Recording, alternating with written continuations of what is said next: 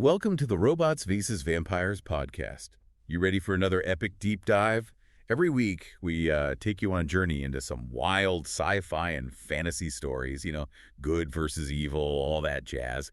But with a twist, you guys send us some pretty awesome material, and today we've got a couple of stories that are really going to blow your mind. Yeah, this time we're really diving into the unexpected. Some interesting blends of fantasy and, well, you'll see. First up, you ready for this?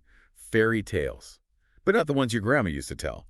These fairy tale characters are ditching the glass slippers and going full-on heist mode, like picture Snow White leading a break-in against a tyrannical king. Yeah, the title of this source material says it all. Once upon a coup. It's like they took the start of every fairy tale and boom, flipped it on its head. Okay, so imagine this.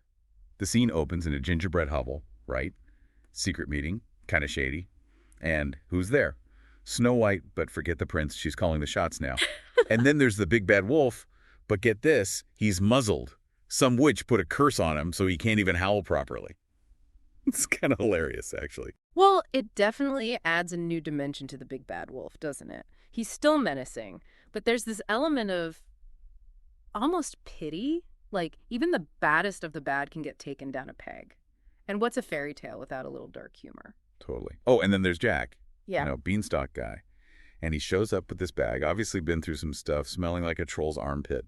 Inside, he's got, troll scales, a siren's tooth, and a cracked mirror that can supposedly see anything. Yeah. But Snow White, she's freaking out because they need Goldilocks for the job.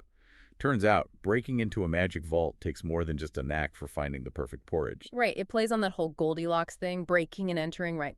But this time, it's a high-stakes magical heist. And those items Jack brought, they tell you a lot about the world, right?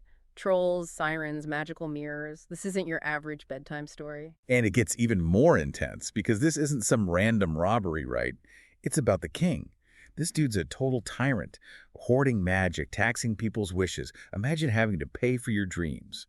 So yeah, these fairy tale characters, they've had enough. After centuries of this crap, they're ready to take them down and write their own story. It raises some interesting questions, doesn't it? Are they heroes? Are they villains? They're definitely fighting injustice, but they're also going about it in a pretty unconventional way, stealing magical artifacts. Yeah. Sounds kind of risky. Risky is an understatement. So they start their mission in the enchanted forest, of course, lots of shadows, secrets. And here's where it gets really cool. Snow White, remember the evil stepmother? Well, her parting gift was a poison touch, literally. But guess what? It actually helps Snow White get past some of the forest's defenses. Talk about turning a weakness into a strength. It really flips the script, doesn't it? You'd expect the poison touch to be a burden, but here it's a tool. It makes you think about how even the most negative experiences can shape us in unexpected ways. And the big bad wolf, with the muzzle and all, well, his reputation actually works in their favor. Yeah. Guards see him and just scatter. Nobody wants to mess with a wolf, even a muzzled one. Again, that subverted expectation. The thing that made him a villain in the original story is now what helps them succeed. It really shows how context can change everything. Now, the vault itself, you'd expect gold, jewels, right? Nah, this king, he's a hoarder, but of magical stuff, like weird potions, enchanted weapons, a talking frog, the works. But their main target is the oracle's orb. This thing can whisper prophecies, which is obviously why the king wants it so badly. And of course, right as they find it, guess who shows up? The king, in all his glory, wielding a scepter that crackles with stolen lightning. Stolen lightning, that's a powerful image. It really emphasizes his tyranny, doesn't it? He's not just a king, he's a force of nature. And the oracle's orb, the ability to see the future, that's a lot of power for one person to have. It's intense.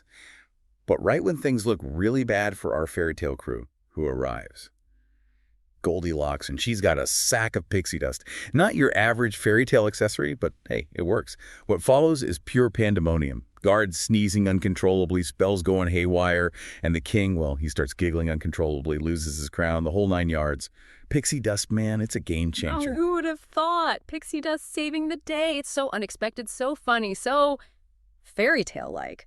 And it throws a wrench in the king's plans in the best way possible. So they make their escape. And it's wild. Running through a hedge maze, stealing a swan boat, even having a run-in with a lovesick kraken. I mean, talk about an eventful getaway.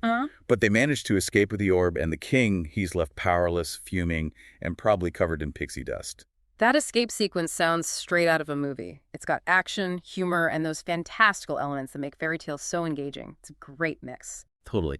And the best part is, the orb's prophecies, they're not what they expected. Instead of riches and power, it talks about rebellion, about rewriting fairy tales. Mhm. And our characters, they all go their separate ways. Jack sells the troll scales, makes a killing. Snow White keeps the siren's tooth as a, souvenir. Goldilocks, turns out she's a master lock picker, using her porridge spoon. And the big bad wolf, well, he finally gets a decent meal. Inside the castle, no less. As for Snow White, you'll never guess she ends up wearing the crown.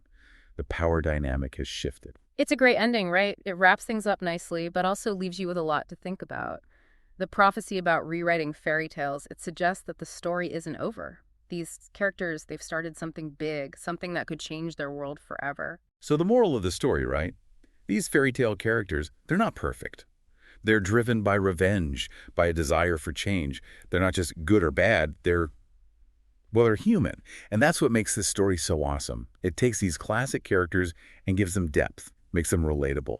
And that's what we love about these unexpected tales. Exactly. It shows that even the most familiar stories can be reimagined, that there's always another layer to uncover. It challenges us to look beyond the surface and see things from a new perspective. And now, get ready for a total change of scenery.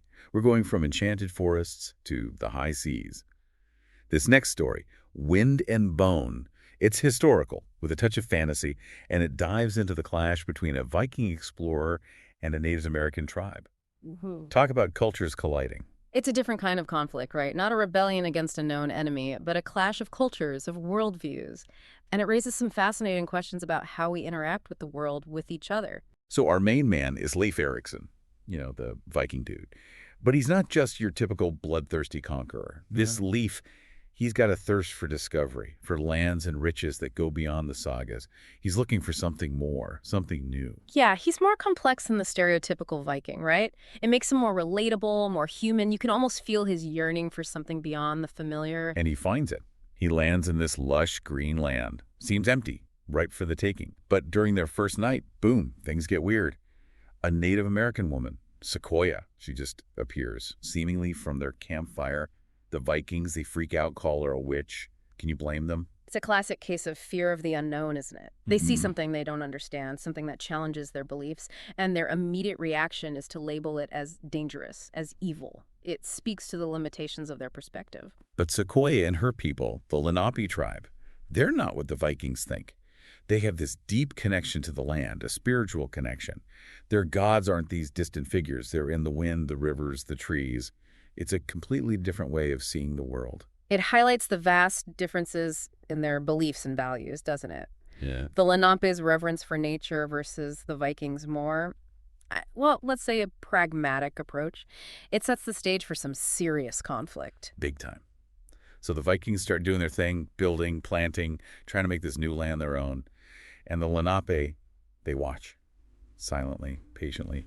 You can almost feel the tension building, right? Like something's got to give. It's that quiet tension that really draws you in. You know something's going to happen, but you're not sure what. It's like a storm brewing on the horizon. And then the storm hits. But it's not a battle, not at first. It's something worse. The land itself starts to die.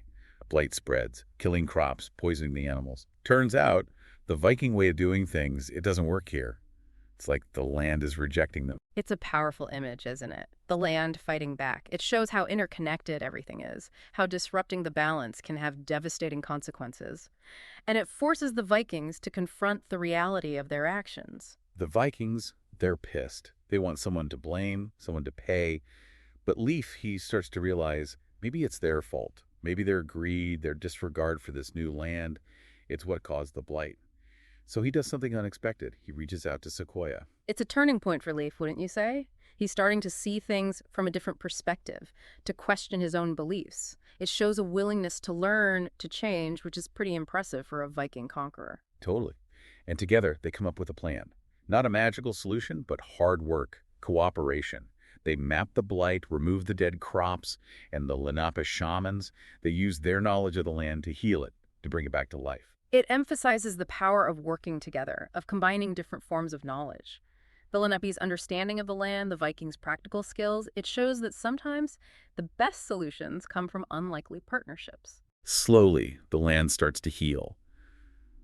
It's not a victory, not really. More like a truce, a fragile peace between two very different cultures, marked by the shared scar of the blight. And when Leif finally sails back to Norway, he's not carrying tales of conquest of plundered riches. He's carrying furs, new grains, and a heavy heart. This journey, it's changed him. It's a quiet ending, but a powerful one, don't you think? No grand saga, no boasting, just the quiet weight of experience, of lessons learned. It makes you wonder, what stories did Leif tell when he got home? Well, the stories that do spread are different. Whispers of a land too vast to conquer, of a green-eyed shaman who can heal the earth. The Vikings, they're starting to see this new world in a different light. It shows that even in failure, there can be learning, growth. The Vikings came seeking conquest, but they left with something far more valuable, a newfound respect for the land and its people, and that's a story worth telling. And Leif, he's haunted by what happened. Did he bring ruin or the seeds of something new? He remembers Sequoia not as a witch, but as a guardian, a protector. He's left questioning everything he thought he knew. It's a powerful image, Leif grappling with the consequences of his actions. It shows that even the most hardened warriors can change, can grow. And it leaves you wondering, what kind of leader did Leif become after this experience? So what's the takeaway from Wind and Bone? It's about respecting the land, understanding different cultures, and realizing that sometimes the greatest victories come from finding common ground, even with your enemies. It challenges the traditional narrative of conquest, of dominance. It shows that true strength lies in humility and recognizing the interconnectedness of all things. It's a lesson we could all learn from, even today. Two amazing stories, right? In Once Upon a Coup, we saw fairy tale characters breaking free from their traditional roles, fighting for something more. And in Wind and Bone, a clash of cultures led to a deeper understanding of our relationship with the natural world. And both stories remind us that even the most familiar narratives can be reimagined, that there's always more to discover, more to learn. It's all about looking beyond the surface, about questioning our assumptions and embracing the unexpected. So, what do you guys think? What other unexpected clashes might hold incredible stories waiting to be told? Let us know in the comments. And don't forget to rate and follow the Robots vs. Vampires podcast for more awesome stories, epic deep dives, and unexpected battles of good versus evil. We'll catch you next time.